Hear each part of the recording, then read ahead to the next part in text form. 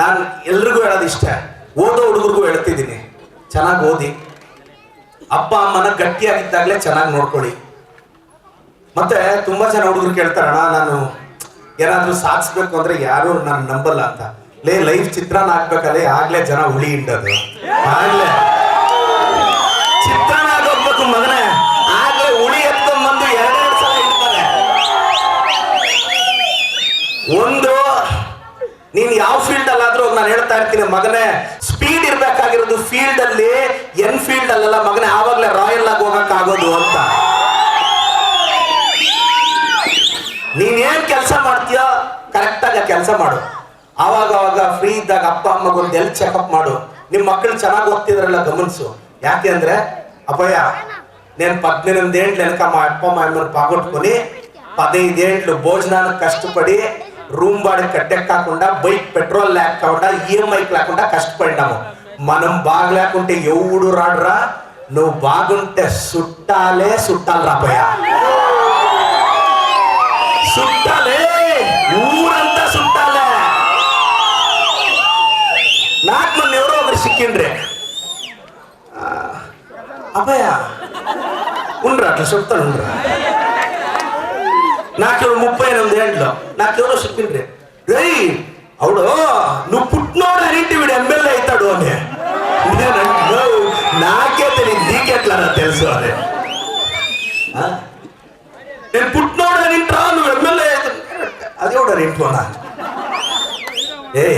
ನಾನು ಹೇಳೋದೇನು ಗೊತ್ತಾ, ಲೈಫ್ ಒಂಥರ ಕ್ರಿಕೆಟ್ ಇದ್ದಂಗೆ, 11 ಜನ ಫ್ರೆಂಡ್ಸೇ ಮಗನೇ, 11 ಜನ ಫೀಲ್ಡ್ ಅಲ್ಲಿ ಇರ್ತಾರೆ. ನೀನ್ ಬ್ಯಾಟ್ ಹಿಡಿಯಕ್ ಹೋದ್ರೆ 11 ಜನ ನೀನ್ ಯಾವಾಗ ಔಟ್ ಆಗ್ತೀಯ ಅಂತ ಕಾಯ್ತಾರಲ್ಲೇ, ಎಲ್ರು ಫ್ರೆಂಡ್ಸೇ. ಲೈಫ್ ಒಂಥರ ಕಬಡ್ಡಿ ಇದ್ದಂಗೆ, ಕಬಡ್ಡಿ ಕಬಡ್ಡಿ ಕಬಡ್ಡಿ ಅಂತ ಫೀಲ್ಡ್ ಅಲ್ಲಿ ಇದ್ದ ಯಾವನು ನೀನು ಮುಟ್ಟಕ್ ಬರಲ್ಲ ಮಗನೇ. ಒಂದ್ಸಲ ಗೆರೆ ಮುಟ್ಟಕ್ ಹೋಗು, ಎಲ್ರು ಒಬ್ರಿಗೆ ಒಬ್ರು ಇಟ್ಕೊಂಡು ರಪ್ ಅಂತ ಎಳೆದ್ ಬಿಸಾಕ್ತಾರೆ. ಇದೇ ಜೀವನ, ಇದನ್ನ ಅರ್ಥ ಮಾಡ್ಕೋಬೇಕು. ನಾನು ಹೇಳ್ತಾ ಇರ್ತೀನಿ, ಅಪ್ಪ ಅಮ್ಮನಿಗಿಂತ ದೊಡ್ಡ ದೇವರಿಲ್ಲ.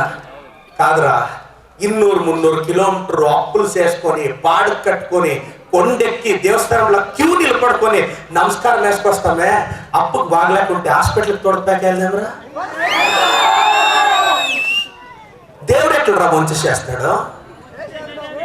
భూమి తెచ్చిండే ఉండే మర్చిపోతే ఆకాశంలో ఉండే నీకేమరా చేస్తాడు,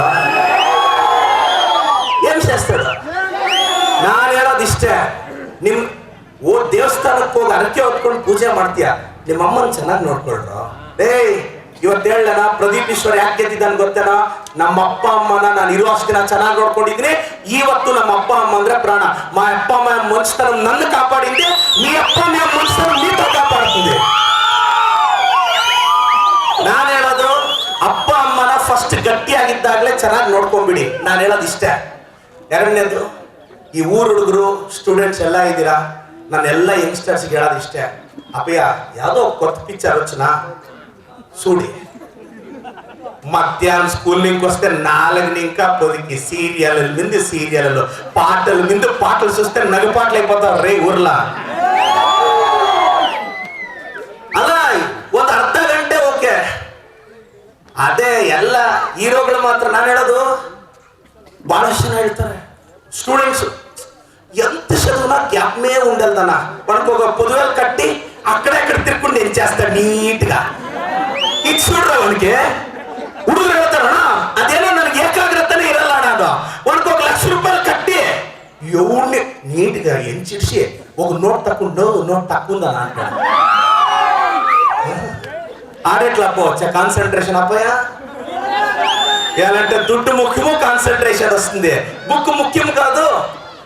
ಇನ್ನಕ್ಕೆಲ್ಲ ಹೇಳ್ತಾರೆ, ಅಣ್ಣ ಹೋಗೋಣ, ನಾನು ಹಳ್ಳಿಯಲ್ಲಿ ಹುಟ್ಟಿದ್ಲೇ ಮಗನೇ, ಇಂಗ್ಲಿಷ್ ಇರೋದ ತಪ್ಪು ಮಾತಾಡಕ್ಕೆ, ಕರೆಕ್ಟ್ ಆಗಿ ಮಾತಾಡಕ್ಕೆ ಕನ್ನಡ ಇದೆಯಲ್ಲೇ, ಅದಕ್ಕೆ ಇಂಗ್ಲಿಷ್ ತಪ್ಪಗೆ ಮಾತಾಡು, ತಪ್ಪಗೆ ಮಾತಾಡು. ನಾನು ಯಾಕೆ ಈ ಊರವ್ರಿಗೆಲ್ಲ ಹೇಳ್ತಿದ್ದೀನಿ ಅಂದ್ರೆ, ಇನ್ನಷ್ಟು ಜನ ಬರಬೇಕು ಪ್ರತಿಭೆಗಳು. ಕೇರ್ ಆಫ್ ಅಡ್ರೆಸ್ ಇಲ್ಲದೆ ಇರೋ ಹುಡುಗರು, ಅಪ್ಪ ಅಮ್ಮ ಇಬ್ರು ಸರ್ಕಾರಿ ಆಸ್ಪತ್ರೆಯಲ್ಲಿ ವಿಷ ಕುಡಿದು ತೀರೋದಾಗ 17-18 ವರ್ಷ ಸ್ವಂತ ತಾಕತ್ತಿಂದ ಮೇಲ್ ಬರೋದು ಎಷ್ಟು ಕಷ್ಟ ಗೊತ್ತಾ ಮಗನೇ. ಬ್ಯಾಕ್ ಗ್ರೌಂಡ್ ಇಲ್ಲ, ಸಪೋರ್ಟ್ ಇಲ್ಲ, ಸ್ವಂತ ಸೈಟ್ ಇಲ್ಲ, ಮನೆ ಇಲ್ಲ, ಏನೂ ಇಲ್ಲ. ಆದ್ರೆ ನಮ್ಮ ಸಿದ್ದರಾಮಯ್ಯ ಸಾಹೇಬ್ರು, DK ಸಾಹೇಬ್ರ ಆಶೀರ್ವಾದದಿಂದ ಟಿಕೆಟ್ ಬಂತು. ನನ್ನ ಚಿಕ್ಕಬಳ್ಳಾಪುರ ಜನನೇ ನನಗೆ ತಂದೆ ತಾಯಿ. ನಾನು ಗೆದ್ದ ಮೇಲೆ 70,000 ಮನೆಗೆ ಸೀರೆ ಕೊಟ್ಟೆ, ಗೆದ್ದ ಮೇಲೆ 20,000 ಮಕ್ಕಳಿಗೆ ಗಣೇಶ ಹಬ್ಬಕ್ಕೆ ಬಟ್ಟೆ ಕೊಟ್ಟೆ, ಗೆದ್ದ ಮೇಲೆ 8,000 ಮಕ್ಕಳಿಗೆ 1,000 ರೂಪಾಯಿ ಸ್ಕಾಲರ್ಶಿಪ್ ಕೊಟ್ಟೆ, BE MBBS ಓದ್ತಿರೋ ಹುಡುಗರು 5,000 ಸ್ಕಾಲರ್ಶಿಪ್ ಕೊಟ್ಟೆ. ನಮ್ಮ ಅಪ್ಪ ಅಮ್ಮ ಇನ್ ಟೈಮ್ ಹಾಸ್ಪಿಟ್ಲ್ಗೆ ಹೋಗ್ಲಿಲ್ಲ, ತೀರೋಗ್ಬಿಟ್ರು ಅಂತ 10 ಆಂಬ್ಯುಲೆನ್ಸ್ 24/7 ಅಮ್ಮ ಆಂಬ್ಯುಲೆನ್ಸ್ ಅಂತ ಫ್ರೀ ಸರ್ವಿಸ್ ಕೊಟ್ಟು ತಿಂಗಳಿಗೆ 12ರಿಂದ 15 ಲಕ್ಷ ಖರ್ಚು ಮಾಡ್ತಿದ್ದೀನಿ. ಇವೆಲ್ಲ ನನಗೆ ದುಡ್ಡು ಜಾಸ್ತಿ ಆಗಿ ಮಾಡ್ತಿಲ್ಲ. ದಾನ ಅಂದ್ರೆ ನಮಗೆ ಜಾಸ್ತಿ ಆದಾಗ ಮಾಡೋದಲ್ಲ, ಇನ್ನೊಬ್ರಿಗೆ ಬೇಕಾದಾಗ ಮಾಡೋದು ಮಗ. ನಾನು ಅದನ್ನೇ ಮಾಡ್ತಾ ಇದ್ದೀನಿ. అబ్బాయి నా కార్ మీదను ఈఎంఐ ఉంది, నా కార్ మీద ఈఎంఐ నడుస్తుంది, నాకే కష్టాలు ఉంది. కానీ దేవుడు ఒక అవకాశం ఇచ్చిండాడు.